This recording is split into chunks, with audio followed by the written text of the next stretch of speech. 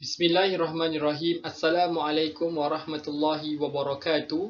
InsyaAllah pada hari ini saya Muhammad Zuhairi bin Azman A167883 akan membentangkan satu artikel yang bertajuk Tahap Kefahaman Pelajar Muslim Universiti Kebangsaan Malaysia berkenaan hukum hakam perkahwinan yang diselia oleh Prof. Madya Dr. Zuliza binti Muhammad Kusrin.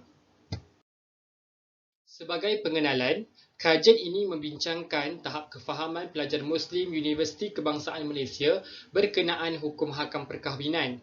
Aspek yang meliputi dalam hukum hakam perkahwinan termasuklah hukum hakam pertunangan, hak dan tanggungjawab dalam perkahwinan, pembubaran perkahwinan dan juga iddah.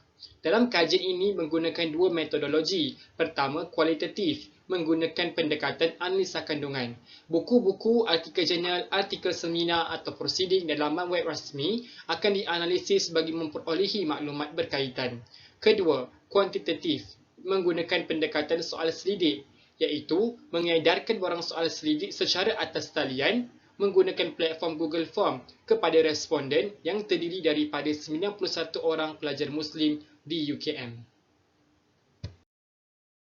Seterusnya, objektif kajian. Objektif yang pertama, mengkaji tentang hukum hakam dalam perkahwinan menurut perspektif Islam. Objektif yang kedua, menganalisis tahap kefahaman pelajar Muslim di UKM terhadap hukum hakam pra-perkahwinan dalam Islam. Dan yang terakhir, yang ketiga, menganalisis tahap kefahaman pelajar Muslim UKM terhadap hukum hakam semasa dan selepas perkahwinan dalam Islam. Seterusnya, dapatan kajian bagi hukum hakam pertunangan. Berikut merupakan antara item yang terdapat dalam borang soal selidik di bahagian hukum hakam pertunangan.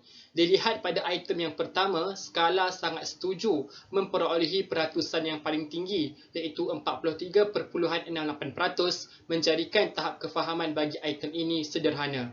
Manakala bagi item yang keenam, pada skala tidak setuju lebih tinggi, menjadikan item ini di tahap yang lemah.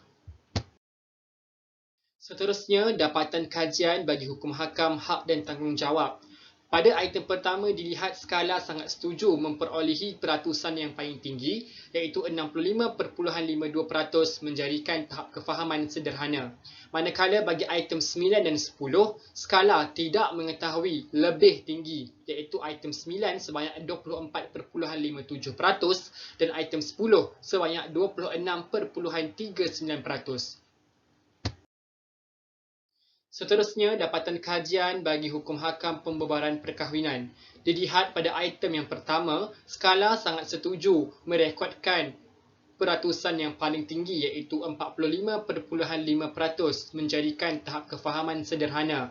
Manakala bagi item yang ke-10 berkenaan kafarah suami yang melanggar sumpah ilak direkodkan skala tidak mengetahui lebih tinggi iaitu 32.76%, menjadikan tahap kefahaman lemah.